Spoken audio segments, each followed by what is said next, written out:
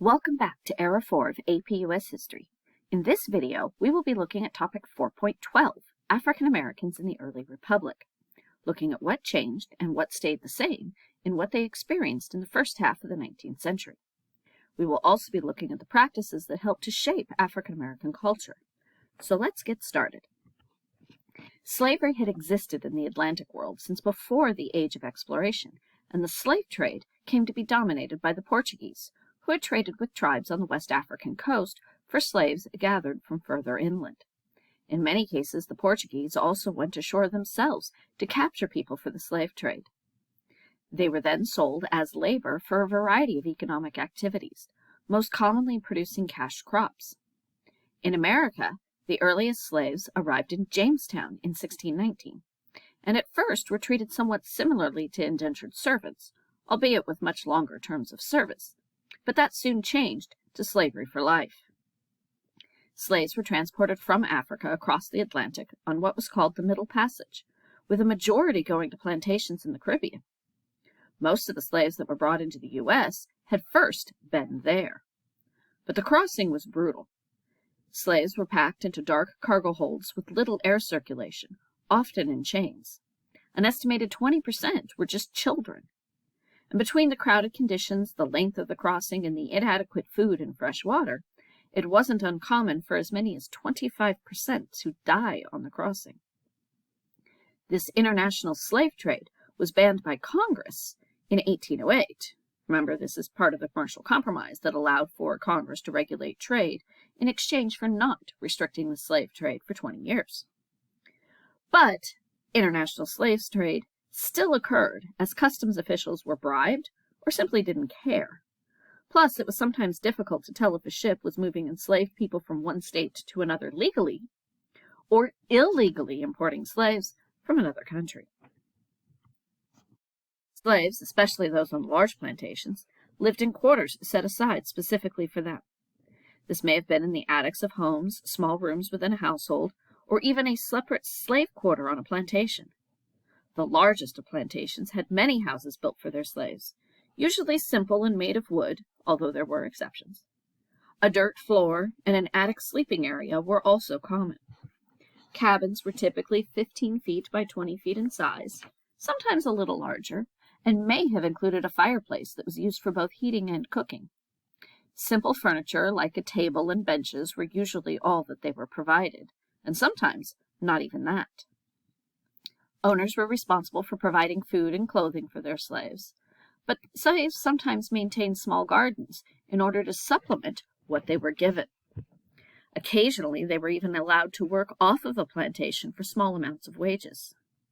Slaves in smaller holdings, which actually was a majority of slaves, often lived with the family they served, sleeping in attic spaces, loft, and other out-of-the-way locations. They were sometimes permitted to live with relatives at a neighboring farm, but this arrangement could be changed at any time for any reason. Altogether, these quarters allowed for the development of some level of family life and family structure amongst slaves. Despite slavery, it is important to know that the slave family did all the things that families normally do. People who were enslaved created a private world for themselves, in which they could be mothers, fathers, sons, daughters, grandparents. Ties to an immediate family stretched outward to an extended kinship network, stretching across entire counties and sometimes whole states. Whenever children were sold, grandparents, aunts, uncles, cousins, and even simply friends and strangers often took on the functions of parents. These slave families, whether blood-related or not, provided love and companionship. They taught values, offered solace, imposed discipline, constructed oral histories, and gave identities, a space in which people could assert themselves. They could and did have celebrations of life and death, often mimicking the celebrations of their owners, but also preserving the traditions of their African culture. Slave marriages and family ties occurred, though they were not recognized by American law. Any owner was free to sell husbands from wives, parents from children, brothers from sisters. Many of the largest slaveholders had numerous plantations and frequently shifted slaves from one to another, splitting up families in the process. The most conservative estimates indicate that at least 10 to 20% of slave marriages would be destroyed by a sale, and the sale of children from parents was even more common. As a result of the sale or death, over a third of all enslaved children grew up in households in which one or both parents were absent. On the largest of plantations, one slave father in 3 had a different owner than his wife, and could visit his family only at his master's discretion. On smaller holding, divided ownership occurred even more frequently. If possible, some slave owners chose to keep children with their mothers, and female-dominated households were common. But in others, they purposely separated children from their parents at a very young age. In the southern states, free people of color faced tremendous discrimination and the threat of being kidnapped into slavery. Slave codes were often applied to free blacks as well, prohibiting them from receiving an education, preaching the Bible, or testifying in court. They couldn't even defend themselves as if a slave catcher claimed they were really an escaped slave. Some of these people had become free by manumission, which is the voluntary emancipation of a slave by his or her owner, sometimes granted to a favored servant or one who might actually be the offspring of their owner. And this often happened in the will of a deceased owner, as opposed to during life. But some also achieved freedom through escape, though remaining in the South after escaping was especially risky. But so-called maroon colonies did exist and even thrive in swampy or mountainous areas where the terrain made pursuit difficult. A particularly notorious one being along the Virginia-North Carolina border. Free blacks in the South were highly skilled as artisans, business people, educators, writers, planters, musicians, tailors, hairdressers, and cooks, which means they tended to live in urban areas, particularly in the lower South. Some owned property and kept boarding houses. Some even had large plantations and owned slaves themselves. The vast majority of free blacks in the South, though, lived in the upper South, mostly because it had a longer tradition of manumission following the Revolution, as well as their more negative outlook on the future of slavery because of increasingly depleted soils in that region. The experiences of free blacks in the northern states varied tremendously as well. In some states, they had virtually full rights as citizens. The only formal discrimination they faced were laws banning interracial marriages. Some states, though, like Ohio, Indiana, and Illinois, prohibited free blacks from voting, requiring them to register and prove their freedom, effectively relegating their status to that of a second-class citizen. As voting rights were extended during the Jacksonian era, some states eliminated the property requirements for white voters, but kept it for black voters, sometimes even increasing it. Others explicitly extended the franchise to white men only, effectively disenfranchising free blacks. Many free blacks lived in northern urban centers where economic competition caused racial tensions, especially in those areas where urbanization, immigration, and industrialization were the greatest. There were attempts to build black communities with black churches at the center of many of these. These communities resisted segregation and discrimination in public places, even as they helped to create schools, fraternal organizations, clubs, churches, and intellectual institutions, like one of the first black newspapers, Freedom's Journal, which began publication in New York in 1827. Enslaved African Americans resisted slavery in a variety of active and passive ways.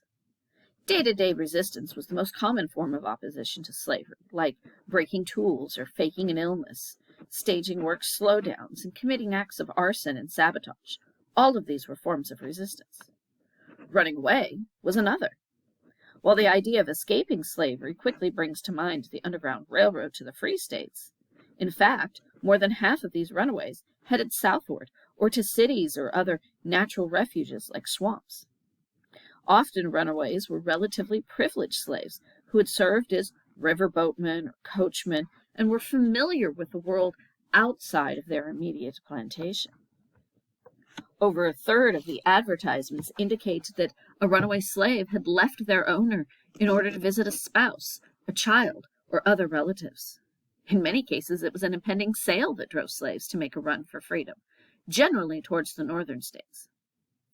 The Underground Railroad was a network of black and white abolitionists beginning in about 1816 and lasting through the end of the Civil War, who helped fugitive slaves escape to freedom.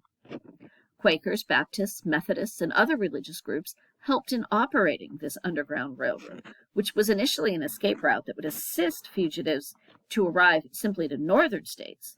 However, with the passage of the Fugitive Slave Act in 1850, as well as other laws aiding the southern states in the capturing of suspected runaway slaves, the Underground Railroad modified its routes and eventually was used as a mechanism to reach the safety of Canada, where U.S. law did not apply.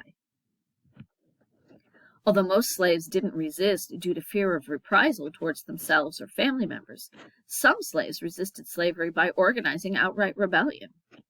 There is evidence of more than 250 uprisings or attempted uprisings involving 10 or more slaves over the course of the 17th, 18th, and 19th centuries in North America, many of which occurred in the United States. These rebellions often prompted harsh responses amongst whites to punish those involved, to set an example to others who might think about carrying out a similar action. In one rebellion in 1831, a group of about 70 slaves, led by Nat Turner, considered to be kind of a prophet amongst slaves in Southampton County, Virginia, began attacking neighboring white families, killing between 55 and 65 people, and causing the slaveholding South in Virginia and beyond to go into kind of a state of panic. The rebellion was squashed within 2 days, but in the aftermath of the revolt, officials tried 48 black men and women on charges of conspiracy, insurrection, and treason. In total, the state ended up executing 56 people. Nat Turner himself eluded capture for about 2 months, but eventually was amongst those who was hanged. Up to 200 other blacks were also killed by white militias and mobs during the hysteria which followed, few of whom likely had anything to do with the uprising at all. Fears afterwards led to new legislation passed by both Virginia and other southern states, prohibiting the movement, assembly, and even the education of slaves, and reducing the rights of free people of color. In another famous incident in 1839, African captives aboard a Spanish ship named La Amistad, who had been kidnapped in Sierra Leone and illegally sold into slavery and shipped to Cuba, escaped their shackles and took over the ship, attacking the captain and many of the crew. They directed the surviving crew to return them to Africa, but the crew tricked them and sailed north instead.